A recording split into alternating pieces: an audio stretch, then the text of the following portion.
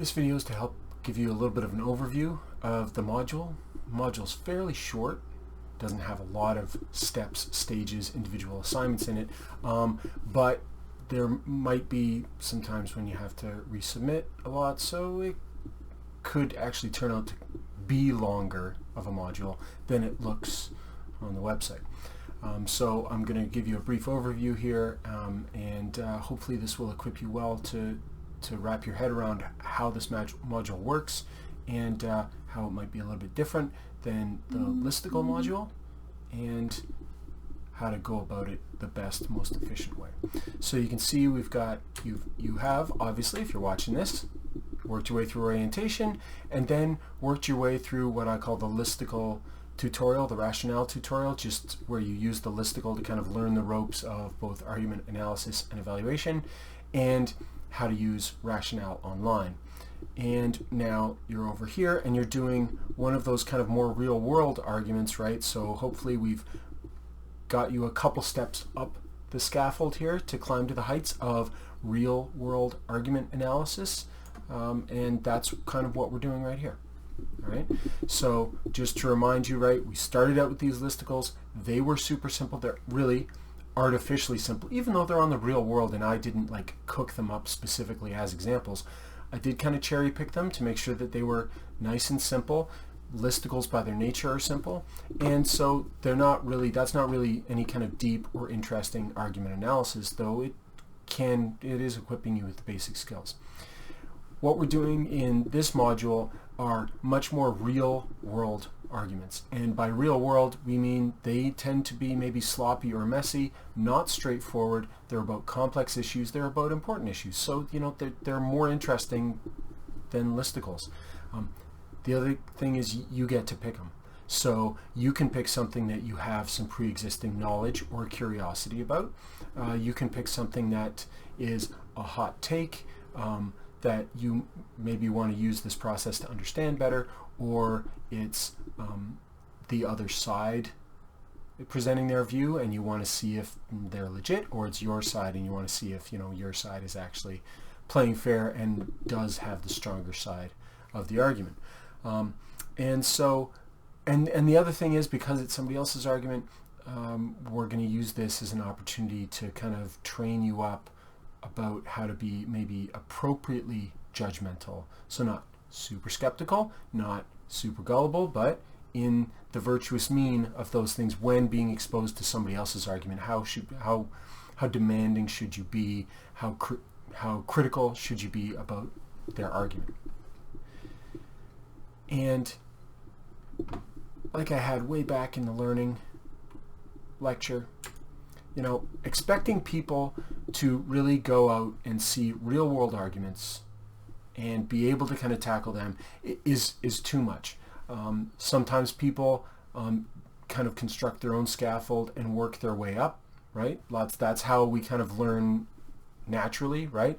You don't learn from stuff that you just don't have the capacity to do. The best you can do is kind of marvel at it, but you gradually, maybe unintentionally, find simpler things to look at and then slightly more complex once you kind of get equipped and you work your way up. But here we're kind of intentionally in this course trying to get some scaffolds, trying to get some steps that are manageable for you to take one at a time to get you to real world arguments. And editorials that happen in real life, they're a little bit more sanitized than real world arguments that you're going to have with family and friends, because these people are going to tend to be better researched, maybe more sensible, probably different and more competent expressors of the argument that they're trying to present than especially people are live one-on-one in conversation, right? They have had editors to help polish their work.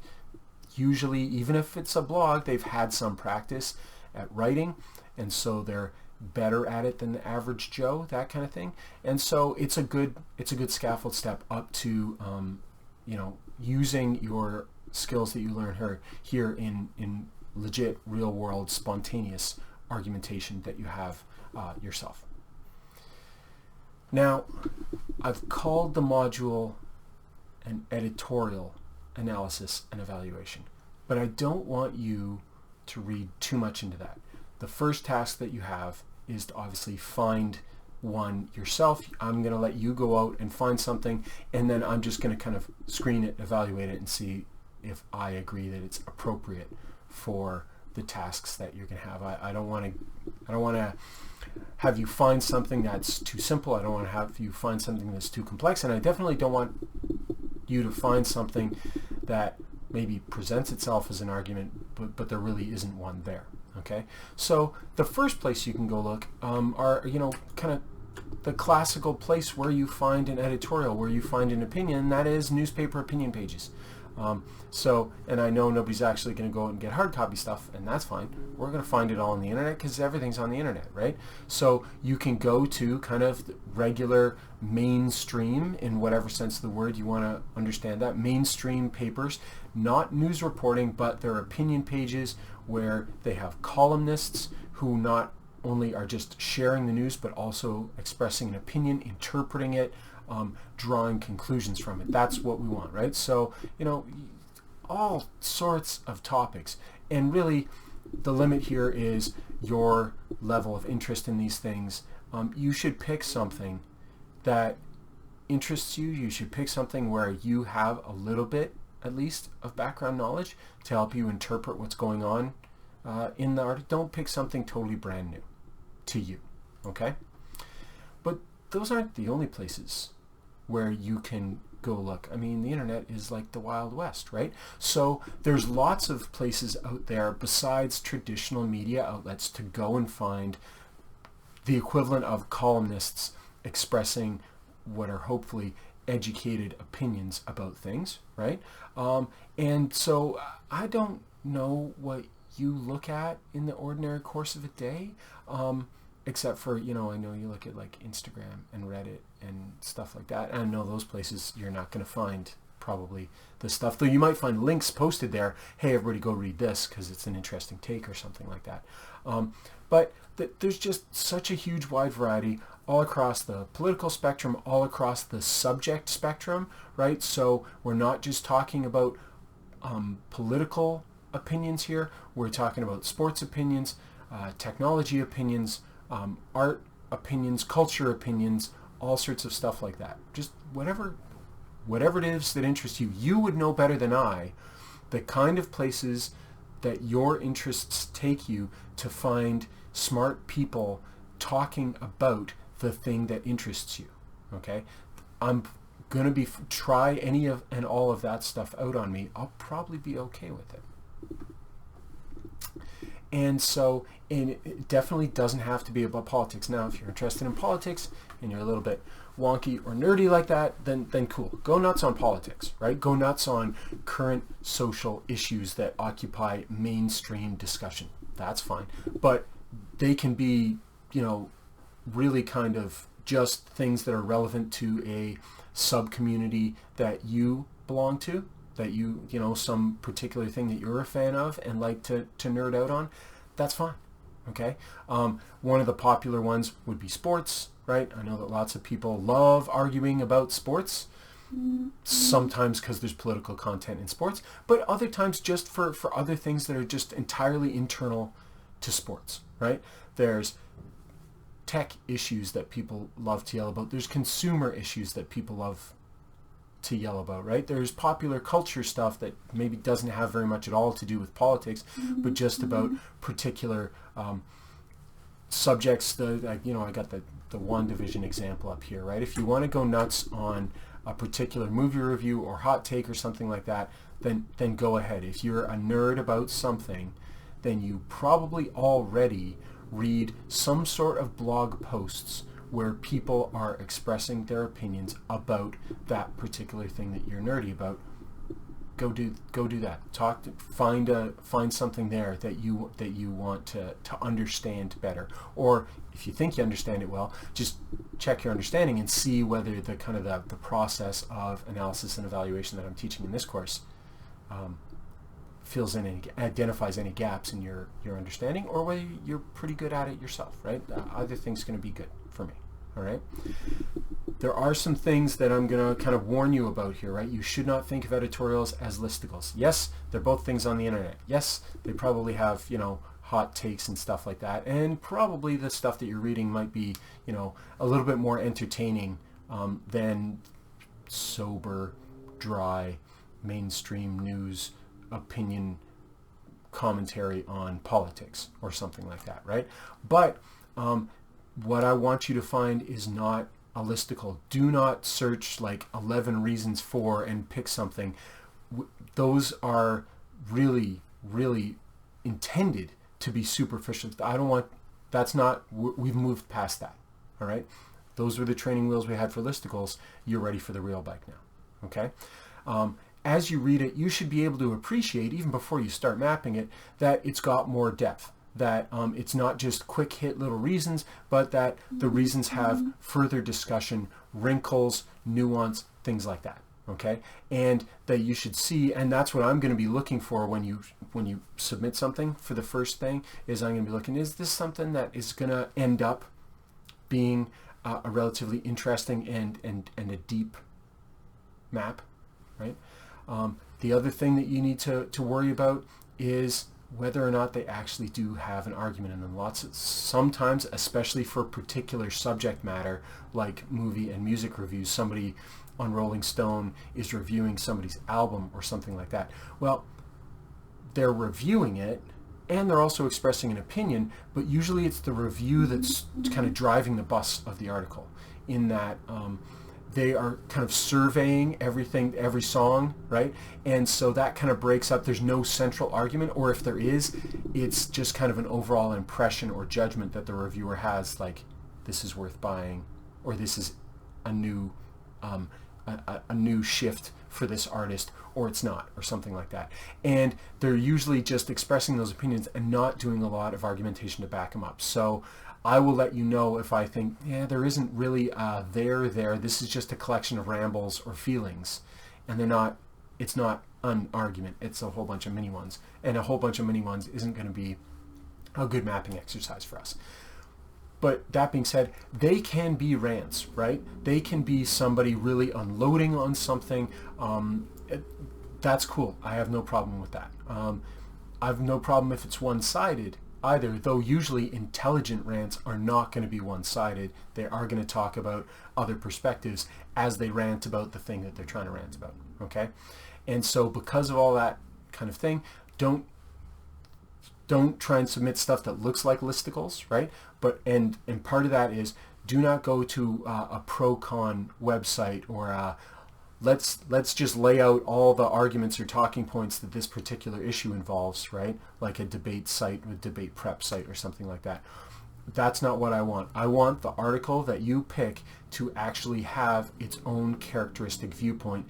And the more interesting ones are not going to be, I'm on the pro side or I'm on the con side. They're going to express some particular viewpoint on the matter that's not just, I'm a fan or I'm not a fan, right? So this might take a couple tries. That first find an editorial to work on assignment might take a couple tries as you kind of wander around and give me, suggestions. Maybe this, maybe that kind of thing. All right. The other important thing to remember about this is that, then this is where the editorial project is kind of like a listicle, and that is we're evaluating another person's argument. And so when we're doing that, we're just passively kind of reassembling and understanding and judging it. And so the key thing here is there's no expectation, no obligation, and I will not want you to improve or change the argument from what they have. We're just trying to understand their argument as is, okay? And so at the end of the process, maybe our AARG evaluation shows us that it is a cogent and good argument, or maybe not. And this is in contrast to the other advanced module where you work on an essay. There, the expectation for me is going to be that we are going to actually use mapping to develop the argument in your paper, because my assumption, which is right like 99% of the time with people, with students who hand in papers, is that the argument that they actually have in an essay is super weak and superficial and shallow and things like that. And so the process there is to use evaluation in concert with analysis to really expand and deepen the argument that really wasn't very deep or sophisticated in the essay to start with. And so there, the ARG evaluation is going to probably change the map, because it's going to tell you what's not there, what to add, those kinds of things, right? But here we're talking about the editorial.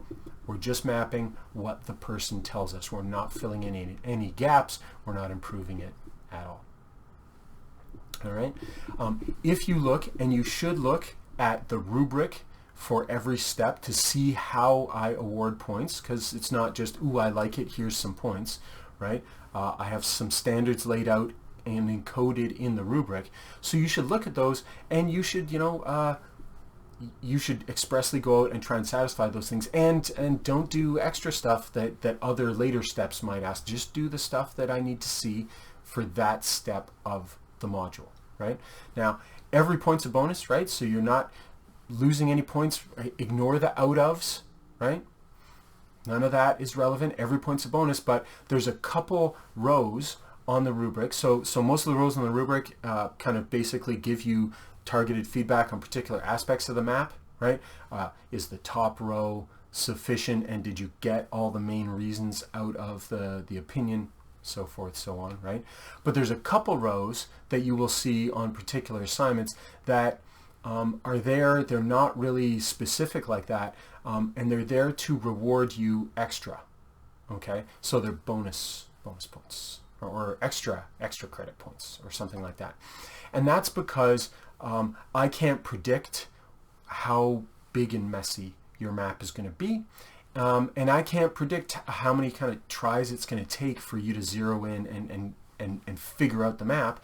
And I want to reward the fact that you persevere as I keep feeding you feedback saying, nope, it's not right yet, try again. Because often I'll do that and I won't be able to give you points. Like, I'll be able to see improvements in a resubmission of a map, but sometimes those improvements won't show up as points in any of the rubric rows that I'm looking for. But I want to be able to, feed you some points and say, hey, this was pretty good. You made some progress here. It's just not showing up in the rubric yet. So that's the perseverance points, right? So I'm going to reward meaningful revision efforts there. And so that's going to give you progress, give you points, even if I can't find them elsewhere in the rubric to give you. The other thing is if you come in with a map that turns out to be fairly complicated, then I'm going to give you bonus points there just to kind of compensate for the difference, because like I've got a rubric row, say, for are your top reasons good. Getting the max points there, getting me to yes, getting me to say, yep, all your top row is in order and you got all the reasons and stuff, that's going to be a more difficult and time-consuming task for a larger, more complicated argument. It's just going to have more top row reasons. But the points are going to be worth the same in that row of the rubric, whether your argument is super complex and has lots of top row reasons, or if it's simple and only has a couple. And so the complexity points are there to give me an excuse to throw more points your way if your argument has a more complicated map to go with it, so the task is more impressive when you actually do meet those other things. Just a reminder here about what you submit here. It really follows closely the listicle requirements, right? So basically 3 things. Every time you submit your map, okay, every time, for any stage in here, I need the URL of that editorial, not the URL of the map, not a rationaleonline.com URL. I need the URL of the editorial, so it's easy for me to click through and open up a tab and read the editorial alongside looking at your map. I need that every time, okay? And then your exported PNG diagram, whatever it looks like at the present time, right? And then when you get to ARG, right, don't include this stuff, don't include R notes and stuff like that when you're just starting out here, right? But when you get to the appropriate stage, the G evaluation questions, just like in the listicle, show up in the document and not in the map, okay? So basically, the overall submission stuff should be really similar and familiar for you here. It's just that the map that you submit is going to look more interesting, way more interesting than the boring, flat, shallow listicle. Okay, so let's talk about the actual discrete assignments that compose this module. Right? So the first task is finding a good editorial, getting my sign off on it, because I can envision, I can project forward, I can predict that it's going to be a good editorial to work on. Then after you get the say-so, yep, this is a good editorial, let's start working on it, I have kind of broken down stuff into talking specifically about the thesis and top row reasons. I really need that stuff to happen, and for me to be happy that you have done that well before you start adding depth to the argument. And then I need to be fairly happy with the analysis part, the building out of the argument, before you go and do ARG work on it. Okay? And so again, this is a little bit of scaffolding, but it's also there to stop you from doing too much work. Because I will tell you that this part is wrong, you need to redo that. Okay? So if you invest 2 or 3 hours building out this wonderfully complicated map, and you hand it in, and I say, you got the top row reasons wrong, you're just doing the wrong thing here, you're going to rip up everything that happens after that. That 2 or 3 hours just gets blown up for you, which is enormously frustrating. So I don't want you to do that. I want you to get, like, these are forcing you to check in with me before you do too much work, so that I can give you feedback and either reassure you you're on track or stop you before you go too far off track. Okay? So do not spend days, hours working on something before you let me get a peek at it. Give me a peek. Surprises are usually unpleasant, so don't surprise me. Okay? Keep me in the loop with your work. Okay? So after this video, go off and find a good editorial. Okay? Don't give me like 5. You could probably give me 2 URLs or something like that, but like don't give me 5. Don't have me looking over 10 or something like that. Give me 1, and hopefully it will take 1, 2, maybe 3 tries for you to find something that I'm happy with. All right? And then you're going to go on to the mapping stages. So good luck with this module, and remember, you don't have to finish this module to like bank the points. Every point you earn is immediately and instantly banked and adds to your total. So it's not like you have to finish this. If you're watching this and we're in the last week, you're probably not going to get the whole thing done. That's okay. You just grind away, work at those points, keep chipping away at this, and hopefully you'll get the points that you need. But if you just started this in the last week, it's kind of late. If you wanted to get the A, this stuff probably should have been started a little bit earlier. But you know, no blame, whatever. Start whenever you're watching this. Let's get cracking, okay?